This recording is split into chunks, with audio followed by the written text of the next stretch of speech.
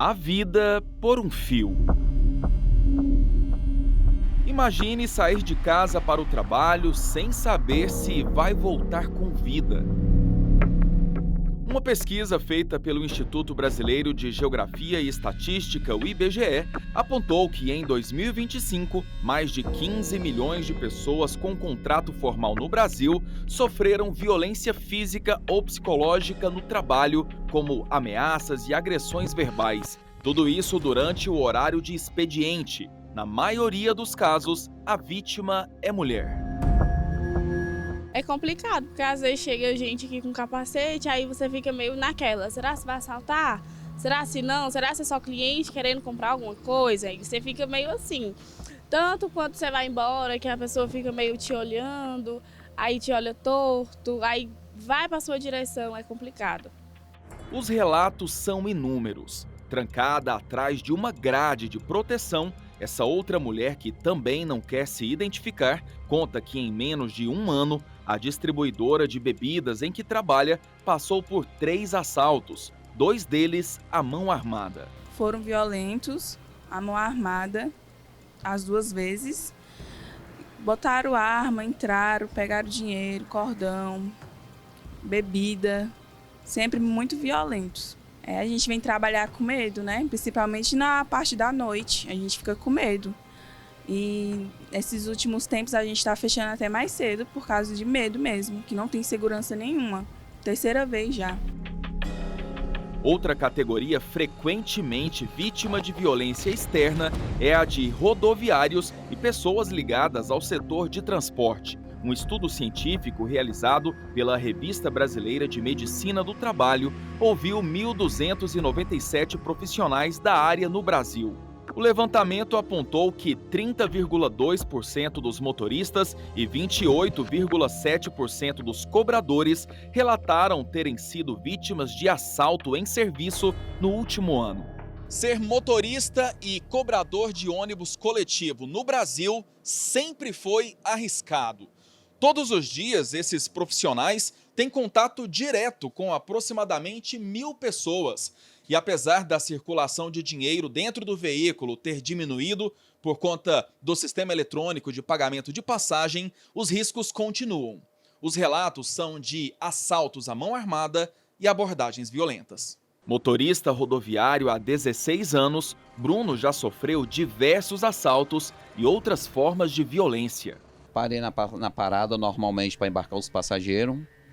Nesse tanto, tinha um meliante no meio dos passageiros, já entrou já com um facão, anunciando um assalto, né?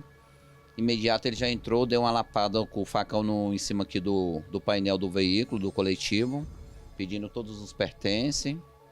Aí tive tranquilidade, né? Dei meu telefone, ele levou o dinheiro do cobrador também ele levou, porque na época não era bilhete eletrônico, né? Nós pegava dinheiro. E a gente, naquela situação de sempre manter a calma, né? Cláudio também já passou por situações semelhantes. As lembranças do medo ainda tiram o sono do cobrador de ônibus. O motorista parou pensando que ele era um passageiro comum, abriu a porta, ele entrou. Assim que ele entrou na primeira parada da estrutural, ele anunciou o assalto com a faca. Aí já intimidou, botou a faca no pescoço do motorista. Aí mandou entregar, ele ameaçou o motorista, né? Aí pulou a roleta e aí me assaltou, pegou o dinheiro do caixa. R$ 50 na época. Casos de trabalhadores vítimas de violência física ou psicológica por parte de terceiros chegam com frequência à Justiça do Trabalho. Em um processo julgado no segundo semestre de 2025 pela 3ª turma do TST, uma vendedora de celular da loja Claro, no Rio de Janeiro, foi indenizada após ter sofrido um assalto à mão armada durante a jornada. O colegiado condenou a empresa ao pagamento de R$ 20 mil de indenização por danos morais. A decisão foi baseada na jurisprudência do tribunal, que considera assaltos com arma de fogo no local de trabalho como causadores de dano moral presumido à saúde psicossocial do trabalhador, o que dispensa a necessidade de comprovação de abalo psíquico. O juiz do trabalho, João Fidanza, explica que a Justiça do Trabalho segue a consolidação das leis do trabalho, a CLT, no que diz respeito ao conjunto de regras que visam a proteção social diante de qualquer tipo de violência sofrida no ambiente laboral. Cada caso, porém, é analisado de maneira individual. A depender de como a dinâmica desse assalto aconteceu, pode ser que o empregado venha a sofrer algum tipo de dano físico. Como, por exemplo, se ele entrar em algum confronto com o assaltante ou, de alguma maneira, for agredido para a prática. E se isso acontecer e houver dano físico, ou seja, uma lesão corporal do trabalhador, isso pode ser considerado acidente de trabalho, desde que desse dano, dessa lesão corporal, decorra incapacidade laborativa, ou seja, uma redução da sua capacidade de trabalhar, ainda que seja uma lesão, uma redução mínima da capacidade laborativa. Por quê? Porque a legislação separa o que é tipicamente acidente de trabalho e, em sendo acidente de trabalho, existe toda uma proteção jurídica especial para casos em que há dano, ainda que danos físicos, mas que não seja acidente de trabalho, porque não gerou incapacidade laborativa. Caso o dano físico aconteça, mas não haja redução da capacidade laborativa, esse evento não vai gozar da proteção jurídica dada pela legislação ao acidente de trabalho, mas pode ainda assim ser objeto de reparação no campo da responsabilidade civil, por dano material, por perdas e danos, ou também por dano moral, o chamado dano extra-patrimonial.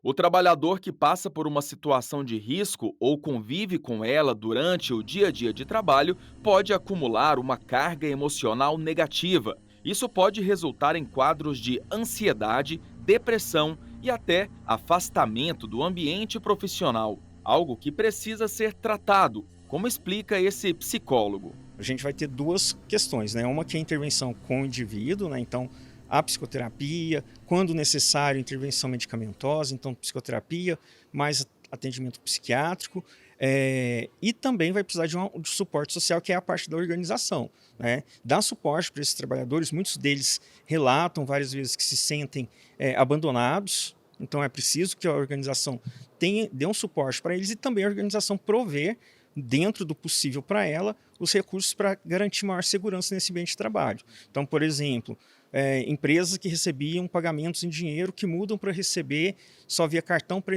evitar a quantidade de assaltos no ambiente de trabalho, ou aquele trabalhador, empresas que mudam rotas e horários de entrega para que o trabalhador não fique exposto à maior probabilidade de assaltos. Então, é um misto de ações com o indivíduo, mas também com a organização, porque aquela situação, mesmo que você faça terapia, tenha um acompanhamento psicológico, médico e tal, se ela se repete, ela pode agravar aquela situação que já existiu anteriormente ou reativá-la, né? É uma situação muito delicada. Você fica com o psicológico abalado, entendeu? Fica bastante tempo com medo de parar nas paradas. Quando você vai parar na parada, você fica com medo de ter mais outro envolvido, bandido no meio dos passageiros. Risco constantemente.